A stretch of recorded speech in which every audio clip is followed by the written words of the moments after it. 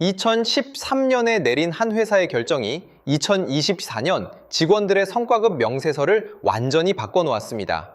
같은 반도체 회사인데, 같은 나라에 있는 회사인데 성과급이 수십 배 차이가 난다면 믿으시겠어요? 그런데 이게 실제로는 벌어지고 있는 일이거든요. 오늘은 이 격차가 왜 생겼는지, 그리고 왜 이런 일이 반복될 수밖에 없는지를 처음부터 끝까지 풀어보겠습니다. 이야기를 시작하려면 먼저 지금 반도체 산업에 무슨 일이 벌어지고 있는지부터 짚어야 합니다. 2023년 하반기부터 시작된 이번 반도체 호황은 과거의 호황과 결이 완전히 다릅니다. 예전에는 PC가 많이 팔리거나 스마트폰 교체 주기가 돌아오면서 메모리 수요가 올라가는 시기였죠. 그런데 이번에는 AI 서버 수요가 폭발하면서 메모리 반도체 중에서도 아주 특정한 제품 하나에 수요가 집중된 겁니다. 바로 HBM, 하이 밴드위스 메모리라는 녀석이에요. 메모리 반도체는 크게 D램과 낸드로 나뉘고, 이 두 제품은 경기 사이클이 달라서 동시에 호황을 맞는 경우가 드문데, 이번 슈퍼사이클은 D램 중에서도 HBM이라는 극히 좁은 영역에 편향된 매우 특이한 호황이었던 거죠. 그러면 HBM이 대체 뭐길래 이렇게 난리인 걸까요? 일반 D램은 메인보드 위에 꽂혀서 CPU와 데이터를 주고받는 구조입니다. 그런데 AI 연산은 GPU가 담당하잖아요. GPU는 수천 개의 연산 코어가 동시에 돌아가기 때문에 메모리에서 데이터를 끌어오는 속도가 병목이 됩니다. 아무리 GPU가 빨라도 메모리가 데이터를 못 쏟아주면 소용이 없는 거예요. HBM은 이 문제를 해결하기 위해 D램 다이를 수직으로 여러 층 쌓아서 GPU 바로 옆에 직접 붙이는 구조로 만든 겁니다. 일반 D램 대비 데이터 처리 대역폭이 수십 배 넓어지는 거죠. 엔비디아의 H100, H200, B100 같은 AI 가속기 GPU에는 이 HBM이 필수로 탑재되는데, 엔비디아 H100 GPU 한 개에 HBM3 80GB가 들어가고, HBM 원가가 GPU 총원가의 20에서 30%를 차지한다는 업계 추정치가 있을 정도입니다. 결국 HBM을 공급하는 회사가 AI 반도체 생태계 전체의 병목 지점이 된 셈이에요.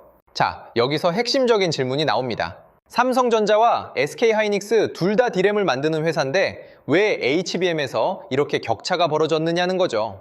이걸 이해하려면 시계를 2013년으로 되돌려야 합니다. SK하이닉스는 2013년부터 HBM 개발에 착수했어요. 당시에는 AI 붐 같은 건 상상도 못하던 시절이었고, HBM이라는 게 상업적으로 성공할 수 있을지조차 불확실했던 때였거든요. 그런데 SK하이닉스는 이 불확실한 기술에 베팅했고 2015년에 HBM1 세계 최초 양산에 성공합니다. 이후 HBM2, HBM2E, HBM3, HBM3E로 세대를 이어가면서 엔비디아와 긴밀한 공동 설계 관계를 쌓아갔죠. 이게 단순히 제품을 먼저 만들었다는 차원의 이야기가 아닙니다.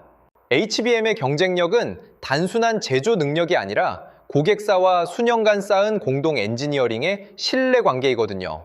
엔비디아가 다음 세대 GPU를 설계할 때 HBM 사양을 함께 논의하고, 그 사양에 맞춰 HBM을 최적화하는 과정이 반복되면서 SK하이닉스의 2013년 투자는 시간이 지날수록 진입 장벽으로 전환된 겁니다. 2024년 기준으로 HBM 시장 점유율은 SK하이닉스가 50% 이상, 삼성전자가 40% 초반, 마이크론이 한 자릿수로 추정되는데, 특히 최신 세대인 HBM3에서는 SK하이닉스의 우위가 더 뚜렷해졌다는 게 업계의 평가입니다. 반면 삼성전자는 어떤 상황이었을까요? 삼성전자는 메모리 반도체 절대 1위의 생산 규모를 유지하고 있었지만 HBM 품질 인증에서 엔비디아의 요구 수준을 충족하는 데 어려움을 겪었습니다. 2024년 내내 HBM3 공급 본격화가 지연됐다는 보도가 이어졌거든요. HBM3 이상 세대는 다이를 12단 이상 적층하면서 열 방출과 전력 효율 요구가 극도로 까다로워지는데, 사실 엔비디아가 요구하는 품질 인증을 통과하지 못하면 공급 자체가 불가능합니다. 이 품질 격차는 단기간에 설비 투자를 늘린다고 해결되는 게 아니에요. 장비를 더 산다고 쌓이는 게 아니라 수년간의 시행착오와 고객과의 피드백 루프를 통해서만 쌓이는 종류의 역량이니까요. 그런데 삼성전자의 사정을 더 복잡하게 만드는 요인이 하나 더 있습니다. 바로 파운드리 부문의 적자라는 이중 부담이에요. 삼성전자는 D램과 낸드를 만드는 메모리 사업 외에도 파운드리, 즉 다른 회사가 설계한 칩을 대신 제조해주는 사업을 동시에 운영하는 종합 반도체 기업이거든요. 그런데 이 파운드리 부문이 TSMC와의 기술 격차로 인한 수율과 수주 문제로 수조 원대 영업 적자를 기록하고 있었습니다. 2010년대 중반, 애플이 A9 칩을 삼성과 TSMC에 동시 발주했을 때 수율과 전력 효율 차이로 TSMC 생산 칩이 시장에서 높은 평가를 받은 적이 있었는데 사이클 이후 애플이 TSMC 단독 발주로 전환하면서 파운드리 분야에서 선두 기업과 이 위 기업 간 수주 격차가 지속적으로 확대된 거죠. 현재 삼성 파운드리가 겪는 구조적 어려움의 기원이 바로 여기에 있고 2024년에도 파운드리 부문은 수조 원대 영업 적자를 지속한 것으로 추정됩니다. SK하이닉스는 메모리 전문 기업이라 HBM과 DDR5 같은 고부가 제품에 자원을 집중할 수 있었지만 이 삼성전자는 파운드리 적자가 메모리에서 벌어들인 이익을 잠식하는 구조적 문제를 안고 있는 겁니다.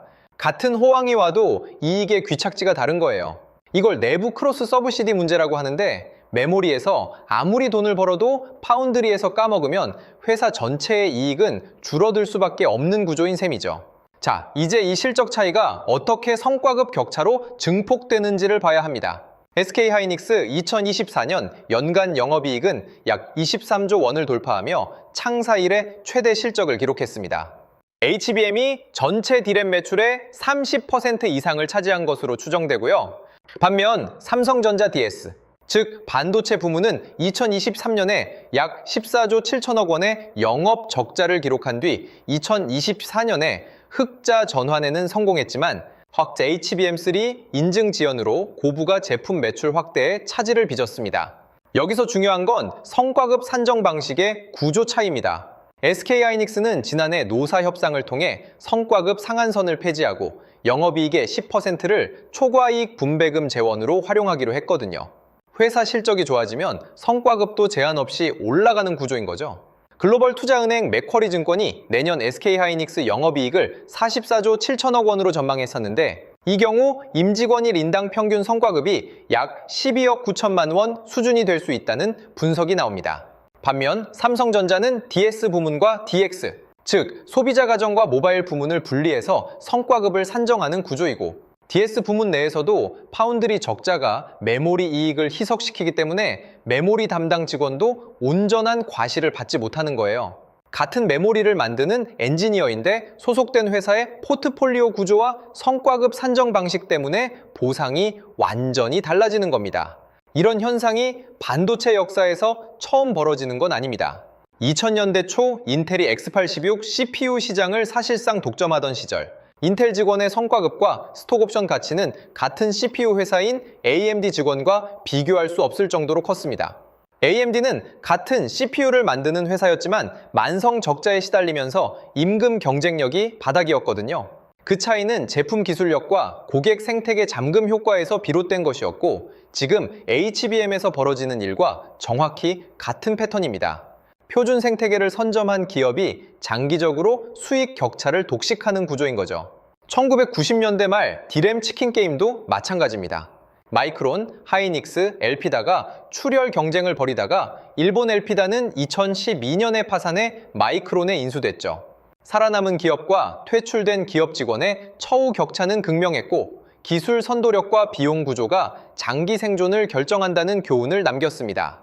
여기서 시야를 한 단계 더 넓혀볼 필요가 있습니다. 이 성과급 격차는 단순히 한국 기업 두 곳의 경쟁 이야기가 아니거든요. 엔비디아를 정점으로 한 AI 가속기 생태계는 GPU, HBM, 그리고 TSMC의 코아스 패키징이라는 삼각 공급망으로 구성됩니다. TSMC가 패키징을, SK하이닉스가 HBM을 사실상 독점에 가깝게 공급하는 구조에서 삼성전자는 이 세 공급망 모두에서 이 위이해에 머물고 있는 거예요. 글로벌 AI, 인프라 공급망 내 지위 경쟁에서의 위치가 한국에 있는 직원의 월급을 결정하는 셈이죠. 여기에 미국의 대중국 반도체 수출 통제라는 지정학적 변수까지 겹칩니다. 중국 시장 접근이 제한되는 동시에 미국, 유럽, 일본의 AI 데이터 센터 투자가 급증하면서 HBM 수요가 서방 시장에서 폭발적으로 증가했고 SK하이닉스는 이 흐름의 최대 수혜자 위치에 있는 겁니다. 마이크론도 HBM3 양산에 진입해 엔비디아 공급망에 편입됐는데 마이크론 직원들의 보상 역시 HBM 사업 기여도에 따라 차별화되고 있다는 점이 시사적이에요. 이건 전 세계적으로 반도체 회사 직원이라는 정체성보다 어떤 제품 라인에 속하느냐가 개인 보상을 결정하는 트렌드가 자리 잡고 있다는 뜻이니까요. 그러면 마지막으로 이 격차는 좁혀질 수 있을까요? 솔직히 말하면 단기간에는 쉽지 않습니다. HBM에서의 선점 효과는 단순히 기술 격차가 아니라 고객과의 공동 설계 관계, 품질 인증 이력, 공급 신뢰도라는 복합적인 자산이 시간 위에 쌓인 결과이기 때문이에요. 후발주자가 이걸 따라잡으려면 설비만 늘려서는 안 되고 결국 다음 세대 기술에서 고객이 요구하는 수준을 먼저 충족시키는 수밖에 없습니다. 그리고 반도체 산업의 역사가 보여주듯 영원한 1위도 영원한 2위도 없지만 그 전환에는 항상 수년에서 십수년의 시간이 걸렸다는 점을 기억해야 합니다. 결국 오늘 이야기의 핵심은요, 이겁니다. 산업 호황은 모든 기업을 동등하게 올려주지 않는다는 것. 호황은 과거의 선택이 만들어 놓은 포트폴리오 구조를 증폭시킬 뿐이에요. 같은 반도체 회사라도 어떤 제품을 언제 선택했느냐가 수년 뒤 직원의 성과급까지 결정하는 거죠.